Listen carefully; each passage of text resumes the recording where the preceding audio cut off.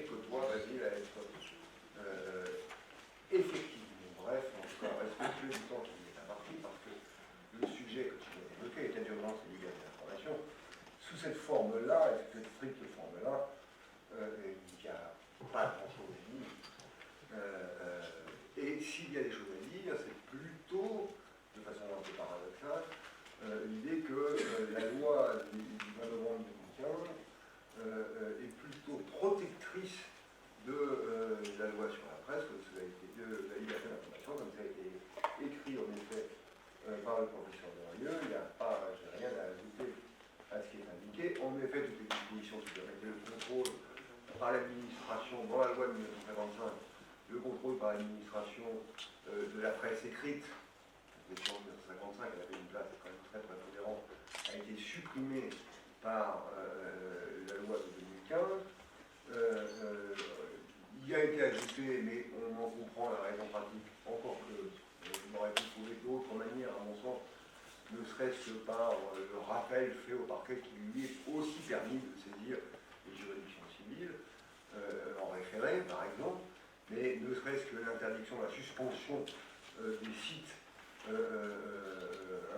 Internet qui seraient susceptibles d'inciter à la commission de crimes et délits qui, par ailleurs, sont ceux dont la réalisation justifiait l'adoption de la loi sur l'état d'urgence. Hormis cette exception que l'on comprend bien, la loi sur la presse, la loi sur l'état d'urgence, l'institution de l'état d'urgence, est plutôt favorable à la liberté d'information, avec peut-être même un point un peu supplémentaire et qui, à mon avis, d'un point de vue symbolique, aura retenu l'attention des journalistes, parce que, à ma connaissance, c'est la première fois que cette assimilation, cette promotion des journalistes, prenons le terme de promotion, au même niveau que les avocats, est actée par un texte législatif, puisque leur droit au secret est préservé, parce que les perquisitions administratives sont interdites chez les avocats et chez les journalistes, ce qui est une promotion que l'on peut discuter, mais en tout cas qui est actée par la loi, à mon sens, pour la première fois, et qui est une revendication très ancienne des journalistes, puisque c'est une revendication séculaire. Donc, sous cet simple aspect, je pourrais m'arrêter là, j'aurais rempli mon office, et j'aurais, pour ma part, respecté mieux encore le temps qui m'est trouvé d'avant. Mais enfin, ça vous décevrait. Et donc, je ne résiste pas à la tentation, en effet, de divaguer un peu sur la capillarité avec laquelle la loi sur l'état d'urgence a pu porter atteinte à la liberté d'information, et tout le monde a fait connaissance de l'émotion chez les professionnels, qui a suscité chez les professionnels de la presse l'amendement gouvernemental déposé en seconde lecture et qui a modifié les dispositions de projet de loi qui est en discussion depuis 2013, qui a beaucoup traîné, puisque ce n'est que très récemment que le président de la République s'est souvenu de cette promesse de 2012.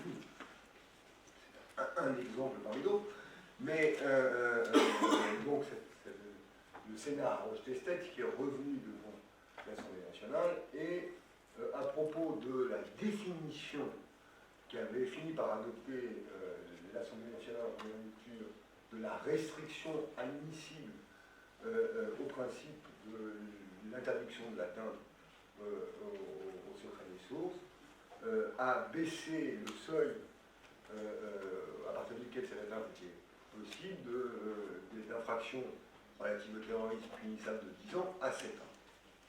Et ça a créé une émotion qui est à mon avis injuste au regard des impératifs, car si véritablement il y a une disposition d'opportunité, en première lecture, évidemment, nous étions avant le climat général sécuritaire généré par la commission d'attentats réitérés, et en deuxième lecture, on est après. Donc évidemment, d'ailleurs, le ministre de la Culture n'a pas caché que les circonstances de l'époque, du temps, allaient justifier cet accroissement de la sévérité de la loi, et par ailleurs, c'est à mon avis pas... mais ça a relancé le débat sur la définition de l'exception à l'interdiction du secret des sources. Et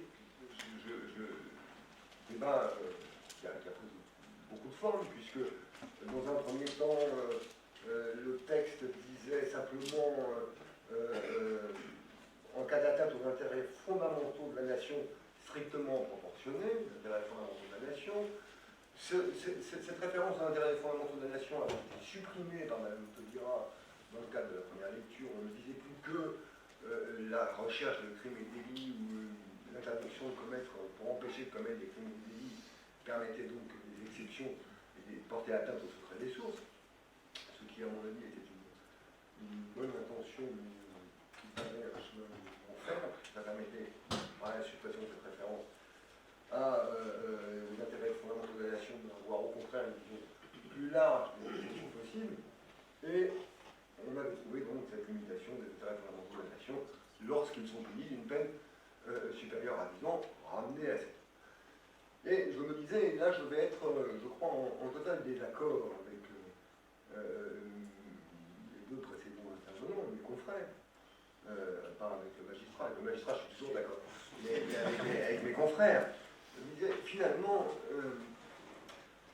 cette discussion sur la définition de l'exception au principe doit-elle être, suivant ce tropisme très français, doit-elle faire l'objet d'une définition législative précise?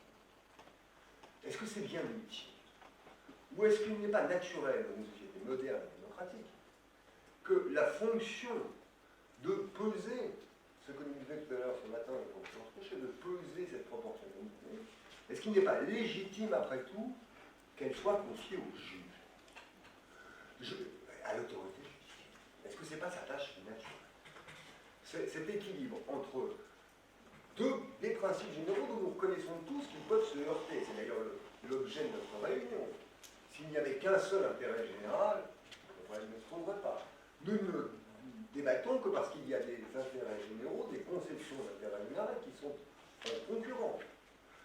L'intérêt de l'information, le droit du public à être informé, qui confère, selon la formule de la Cour européenne, à la presse son rôle de chien de garde, et le droit au respect de la vie privée, le droit à l'honneur.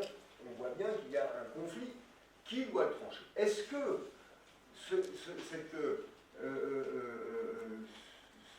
les critères de la résolution de ces conflits doivent être impérativement, selon ce tropisme français qui remonte à Colbert, écrit par avance, ou est-ce que on ne pourrait pas concevoir, dans une société démocratique moderne, après tout, quelle que soit la défiance que l'expérience nous enseigne les magistrats, est-ce qu'on ne pourrait pas se dire, après tout, faisons confiance à ceux auxquels nous confions la charge de trancher, justement. Et lorsque je lis que certains journalistes, dans des ouvrages célèbres, ou en tout cas vendus, expliquent que vraiment c'est très mal de passer en justice, qu'ils sont harassés de procès. Alors, ce sont des propos qui ne sont pas repris ni par Bigot, ni par Adair, qui ne se plaignent pas que les journalistes soient harassés de procès. Mais voilà. Qu'est-ce qu'il y a de plus normal et qu'est-ce qu'il y a de plus élaboré que précisément de faire appel à un arbitre extérieur pour régler des litiges, a fortiori des litiges qui mettent en cause des intérêts généraux contradictoires? Il y a une disposition particulière du projet de loi Hérault-Taubira qui me paraît parfaitement illustrer mon propos. C'est la disposition qui, cette fois-ci, cher Basile, supprime le délit de recel. Et c'est la première fois qu'en effet, le délit de recel est supprimé non pas par l'interprétation que vous pouvez faire du droit de produire, du droit conféré aux journalistes de produire dans le cadre de l'administration de la preuve des procès-verbaux ou des documents qui proviennent d'une infraction pénale. Mais c'est la première fois, et l'exposé des motifs le dit, c'est la première fois que le délit de recel est expressément supprimé attention, lorsque il est justifié par un débat d'intérêt général. Et là, le terme d'intérêt général est repris. Alors, que nous dit l'exposé des motifs? Nous dit cela permettra de porter atteinte, par exemple, à la vie privée, en produisant ce n'est pas dit, l'exemple n'est pas donné, mais enfin, c'est parlant, par exemple, une déclaration fiscale d'une personnalité publique, politique publique, chargée d'un mandat,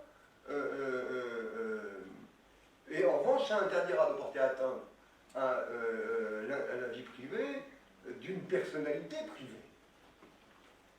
Bon, par exemple, un acteur de cinéma. Mais enfin, dans la réalité,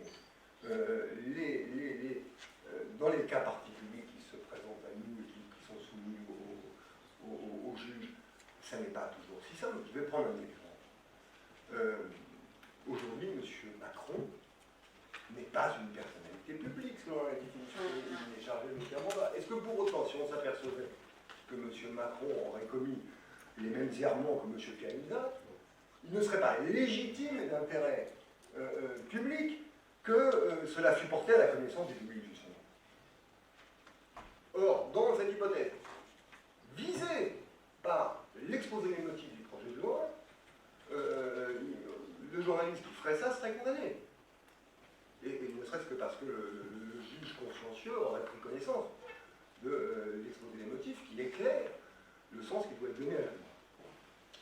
Donc, je pense qu'on devrait pouvoir tout de même, en accordant cette confiance au juge, sans doute faudrait-il veiller à ce que le corps judiciaire soit, comment dire, un peu plus aéré, que son recrutement permette un meilleur reflet de la diversité sociale, que ça ne peut être le cas aujourd'hui, diversité sociale et de genre, pour reprendre un terme pas à la mode, mais enfin, de confier, simplement que la loi pose un principe qui, en l'espèce du secret des sources, pourrait être simplement de rappeler que, en reprenant même une formule, la formule arrêtée depuis répétée sans cesse par la Cour européenne, en affirmant que, en effet, le droit à l'information du public et partant la protection due aux journalistes de l'informer, de remplir cette tâche, est une valeur supérieure à laquelle il ne peut être porté atteinte que lorsqu'est en cause une valeur d'un niveau au moins égal. Et de confier à l'autorité judiciaire le soin, et de se l'avouer, le soin de trancher entre ces conflits de valeurs. Car après tout, c'était le débat qui, in fine, était abordé par l'université à présent acceptable et avec beaucoup de fort juste titre. Qu'est-ce que c'est légiférer? Choisir en effet qu'un délit est d'ordre pénal ou devient civilisé. Légiférer, c'est quoi d'autre que d'ordonner la hiérarchie des valeurs d'une société? Quelle est l'autre tâche de la loi? Quel est l'autre objet de la loi?